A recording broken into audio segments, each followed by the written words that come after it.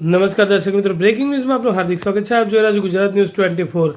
Patan LCB પોલીસે શંખેશ્વર તાલુકાના મનવરપુરા ગામની સીમમાંથી દેશી દારૂની ભઠ્ઠી પર રેડ કરી ₹1,56,250ના મુદ્દામાલ સાથે આરોપી અજીતજી ઠાકોરની ધરપકડ કરી તેની સામે કાયદેસરની કાર્યવાહી હાથ ધરી છે. પાટણ જિલ્લામાં દારૂ અને જુગારની ગેરકાયદેસર પ્રવૃત્તિઓ સદંતર બંધ કરાવવા માટે પોલીસ તંત્ર એક્શન મોડમાં આવ્યું છે. બનાસકાંઠા રેન્જ પોલીસ મહાનિરીક્ષક પરીક્ષિતા રાઠોડ તથા પાટણ પોલીસ અધિક્ષક વીકે નાઈના આદેશથી એલસીબી પીઆઈ આરજી ઉનાગરના માર્ગદર્શન હેઠળ એલસીબી પાટણની ટીમે એક મહત્વની કાર્યવાહી કરી છે.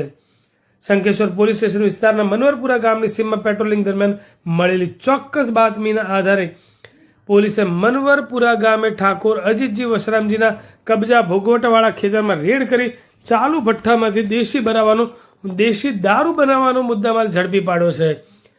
પોલીસે ઘટના સ્થળેથી 1,38,250ની કિંમતનો 5,560 લીટર દારૂ ગાળવાનો વોશ, 18,000ની કિંમતનો 90 લીટર દેશી દારૂ મળી કુલ ₹1,56,250ના મુદ્દામાલ સાથે અજીતજી વસરામજી ઠાકોરની ધરપકડ કરી આગળની કાર્યવાહી માટે તેમને શંખેશ્વર પોલીસ સ્ટેશન ખાતે સોંપેલ છે.